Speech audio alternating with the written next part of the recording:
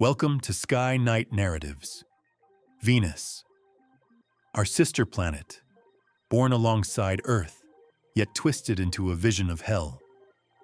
Crushing atmospheric pressure, clouds laced with sulfuric acid, a dead world, a cautionary tale written in scorched rock and toxic air. That's the story we told ourselves years ago. Hints of phosphine gas, a potential biosignature, sparked a firestorm of excitement, only to be largely dismissed, explained away. The hope for life on Venus, seemingly extinguished. But what if the embers never truly died? Right now, data streaming back from new atmospheric probes, or perhaps reanalysis of old data with cutting-edge AI, is painting a radically different picture. Scientists are detecting things within those acid clouds that should not exist.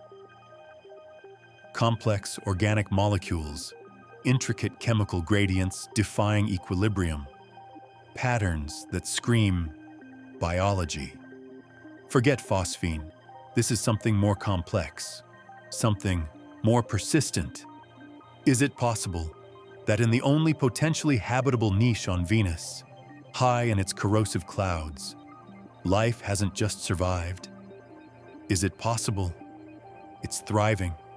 The inferno below might be sterile, but the skies above our sister world might be alive.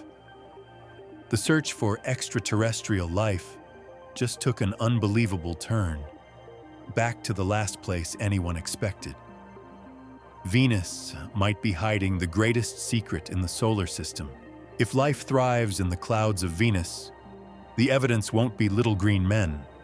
It will be chemistry. Bizarre, complex, persistent chemical imbalances that scream biology. This is the case file on the potential resurrection of Venusian life. Forget simple phosphine. New probe data, analyzed with advanced AI, is detecting long-chain organic molecules, polymers, things far more complex than should naturally form or survive in concentrated sulfuric acid clouds. Molecules resembling amino acid precursors, perhaps even lipid-like structures, are appearing in significant localized concentrations. Where are they coming from? Random chemistry can't explain this level of complexity under such hostile conditions. Ammonia, NH3, is like antacid for Venus's clouds. Its presence would neutralize the sulfuric acid, creating potentially habitable microenvironments. Small amounts of ammonia have been detected before, but recent scans show distinct pockets, regions where ammonia concentration is orders of magnitude higher than expected, and mysteriously persistent. Natural geological or atmospheric models cannot account for this localized, continuous production. It's as if something is actively creating or maintaining these alkaline oases. Venus has a complex sulfur cycle, but new sensor data reveals bizarre, almost rhythmic fluctuations in key sulfur compounds, like sulfur dioxide and carbonyl sulfide, within specific cloud layers. These fluctuations don't match known photochemical reactions or atmospheric mixing patterns. The cycle seems almost metabolic, like something is inhaling one sulfur compound and exhaling another on a massive scale. Simply put, the chemistry in certain cloud layers is wildly out of balance. Key reactive gases that should destroy each other on contact, like hydrogen sulfide and sulfur dioxide, are found coexisting in amounts that defy standard atmospheric models. This persistent disequilibrium is a classic hallmark of life. Living systems constantly push chemistry away from balance. Is that what we're seeing? A planetary-scale biological signature written in chemical imbalance. Complex organics, ammonia oases, a breathing sulfur cycle, an atmosphere fundamentally out of balance. Coincidence? or the chemical fingerprints of life? Let me know your immediate reaction in the comments. Remember the Venera probes, the Soviet landers that briefly survived Venus's hellish surface? Decades ago, some anomalous signals, unexplained atmospheric data points, were recorded just before the probes died. At the time, they were dismissed as instrument errors, data corruption from the extreme conditions. But now, AI reanalysis of that ancient noisy data, cross-referenced with the new atmospheric findings, suggests those errors might correlate with the very chemical anomalies we're seeing today. Was Venera detecting hints of this phenomenon decades ago? And was that data conveniently lost or deliberately buried because the implications were just too profound? The historical record feels incomplete. So, the clouds of Venus are chemically impossible. Complex organics where they shouldn't survive. Pockets of neutralizing ammonia, a sulfur cycle that seems to breathe, an atmosphere fundamentally out of balance, and perhaps forgotten hints from decades past. If this isn't just a cascade of colossal misunderstandings, what is it? This forces us to revisit a possibility once deemed fringe, now potentially validated by hard data. Life, clinging to existence, not on the surface, but in the only place it could, the temperate, high-altitude cloud layers. This is the biological hypothesis, pushed to its extreme. Forget simple microbes. The complexity of the observed chemistry, the sheer scale of the disequilibrium, suggests something more. A thriving, complex, airborne ecosystem. Imagine vast colonies of extremophile bacteria, perhaps photosynthetic, utilizing sulfur compounds instead of water. Maybe even larger, multicellular organisms, floating sacs or biofilms, creating their own habitable zones by actively producing ammonia. This isn't just survival.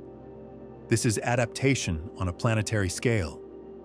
Life, finding a way in the most hellish environment imaginable.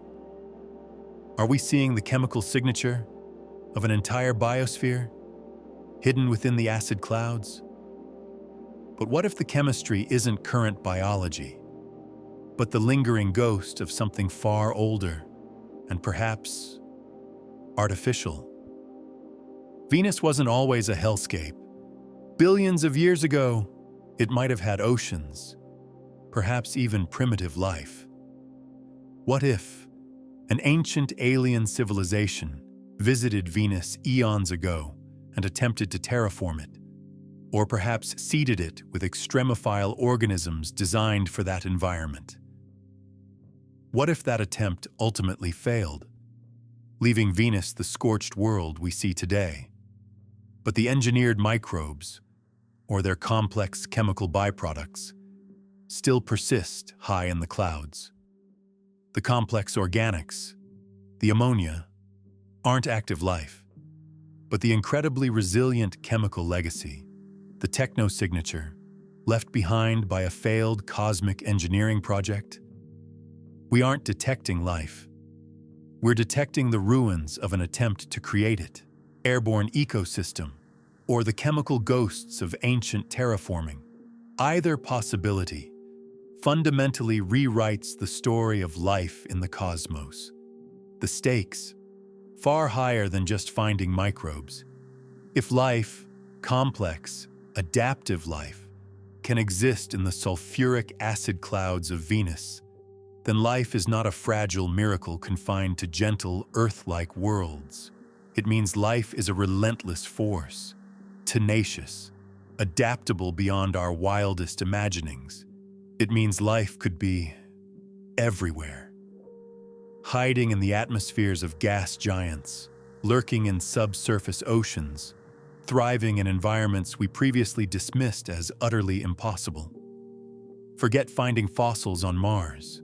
Finding active biology in Venus's clouds would be akin to finding a thriving rainforest in the heart of a volcano. It would shatter our understanding of habitable zones and potentially reveal that the universe is teeming with life in forms we never dared to envision. But the clock is ticking. Our current probes weren't designed to definitively detect life on Venus. They're catching tantalizing, ambiguous chemical hints. The cloud layers are dynamic, constantly changing. Evidence could dissipate, be destroyed by the harsh environment, or misinterpreted without specialized instruments on site. We need new missions, dedicated missions, probes designed specifically to sample those cloud layers, analyze those complex organics, confirm the source of that ammonia, definitively answer the question before this fleeting evidence shifts or vanishes. The window of opportunity to confirm perhaps the single greatest discovery in human history is open now. But it won't stay open forever. New missions are being proposed. Data is being fiercely debated behind closed doors.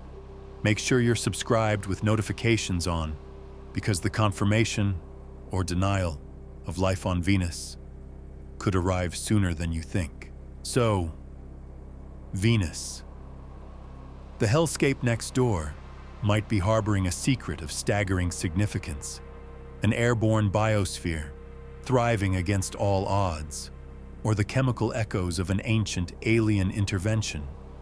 Whatever the truth, the clouds of Venus have just become the most compelling, and perhaps most accessible, place in the entire known universe to search for extraterrestrial life.